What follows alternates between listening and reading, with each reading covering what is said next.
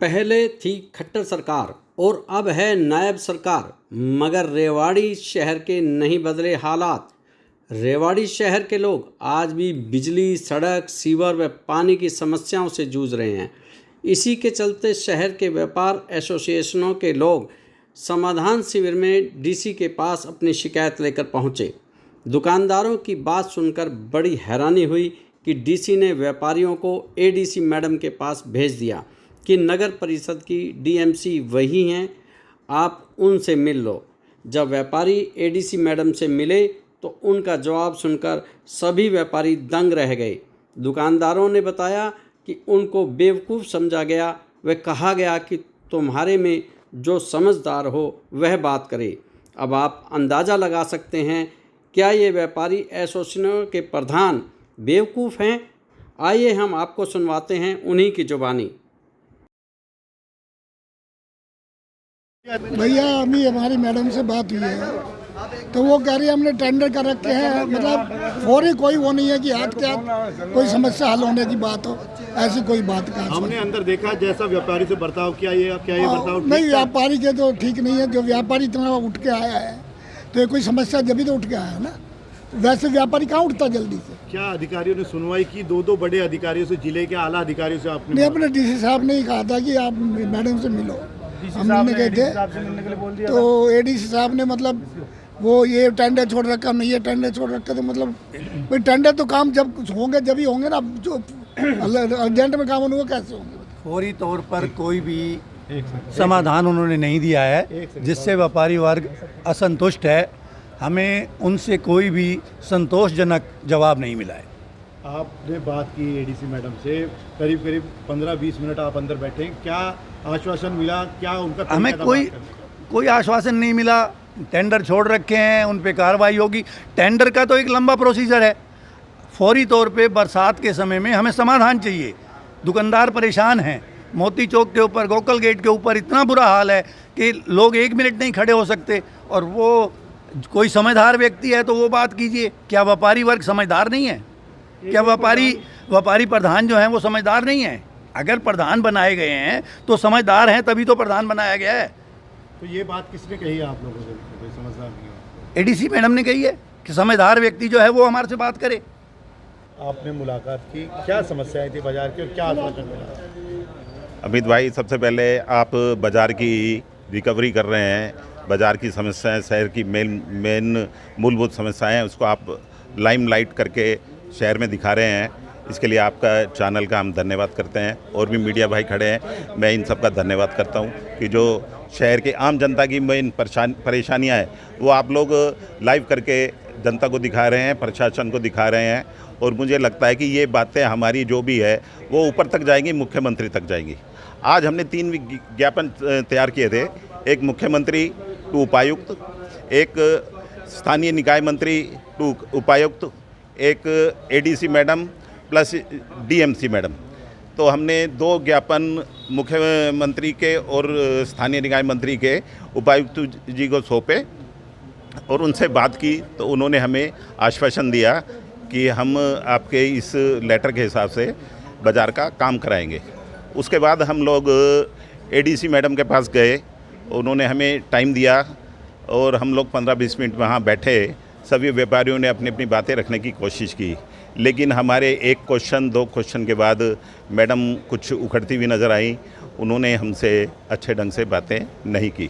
जैसे हमने कोई दूसरा क्वेश्चन रखने लगे तो उन्होंने बीच में ये डांट दिया कह के कि कोई समझदार हो तो बात कीजिए।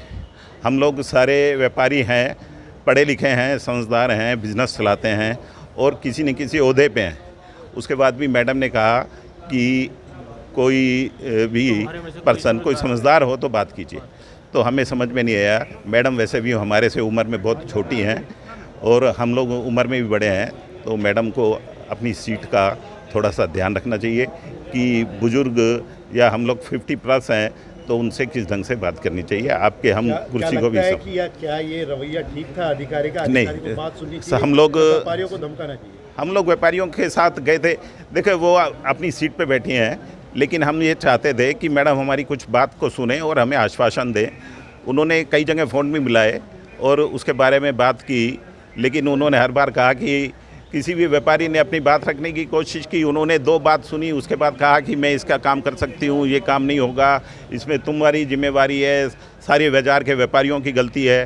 तो मुझे आज तक ये समझ में नहीं आया कि सारी बाज़ार के व्यापारियों की गलती है, तो शहर के प्रशासन की क्या गलती है, नगर परिषद की क्या गलती है, मुझे आज तक समझ में नहीं आया। साहब, अभी ईओ को बुलाया गया अंदर, दोनों में से कोई अधिकारी इस बात का जवाब नहीं दे पाए कि नाले की निर्माण कब पूरा होगा, उसकी कनेक्टिविटी कब होगी, जबकि 3 साल से इसका काम चल रहा है। इसको लेकर के ईओ साहब भी आए थे, लेकिन उन्होंने तब उनसे कहा गया कि भाई ये नाला लगभग 1.5 साल से काम इसका चालू है और इसकी आज तक कनेक्टिविटी नहीं बनी है। तो उन्होंने भी नगर परिषद में पता नहीं किसको फ़ोन लगाया, तो उनको भी नहीं पता था ये नाला कब से चल रहा है और कब तक बनेगा। उन्होंने भी हमें कोई सेटिस्फेक्शन जवाब नहीं दिया। कैसे शहर चलेगा जब अधिकारियों को पता ही नहीं कि शहर में हो क्या रहा है? देखिए सर, ऐसा है कि हम अपनी बात रखते रहेंगे। हमने डीसी साहब को चलते वक्त ये भी बात कहा था कि सर हम आपको 10 से 15 दिन का समय देते हैं, अगर आप शहर के अंदर कोई भी कार्य आप कराते हैं तो बहुत अच्छा है, नहीं तो हमारे पास एक शांतिपूर्ण तरीका यही है कि धरना, वो मोती चौक घंटेश्वर मंदिर के आगे 10 से 15 दिन के बीच में अगर प्रशासन हमारी बातों को सुनता है तो हम प्रशासन का सम्मान भी करेंगे और जो संबंधित अधिकारी हैं उनको हम माला वगैरह भी और हर तरह से उनका सम्मान करेंगे।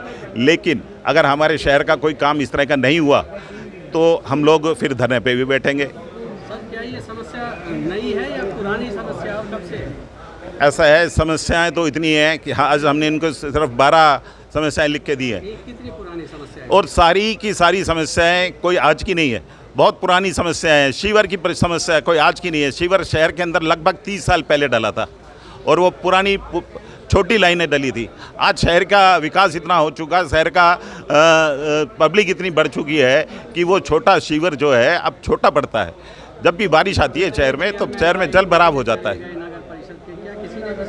नहीं, नगर परिषद में हम लोग बहुत बार गए, हमारे पास लिखित में लेटर है जहां हमने उनके साइन भी करवाए हुए हैं, लेकिन आज तक नगर परिषद से हमें किसी इस कमरे से उस कमरे में, उस कमरे से उस कमरे में हम लोग घूमते रहते हैं और अपना रजिस्टर्ड लेटर दे के आ जाते हैं, लेकिन हमारे साथ आज तक किसी ने भी हमारी कोई सुनवाई नहीं की है। मैं 25 साल से इस ऑफिस में आ रहा हूँ और मैं जिला प्रधान भी रहा हूँ चौटाला पार्टी का, और बीजेपी में मैं 19 साल से हूँ।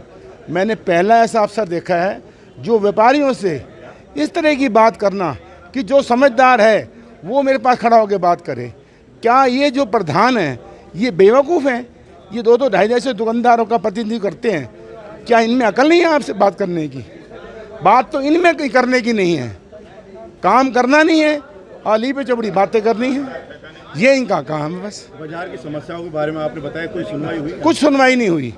हम बात कर रहे हैं नालों की जो बिन पेंडिंग पड़े, टेंडर होगा, ये होगा, टेंडर प्रक्रिया तक बात की है। अभी जो इमीडिएटली काम है, जो पब्लिक दुख पा रही है, हम परेशान हो रहे हैं, हमारी दुकानों में ग्राहक नहीं है इस पानी की वजह से, उसकी दूर करी जाए। हर चीज़ में टेंडर टेंडर टेंडर, पता नहीं कब होगा।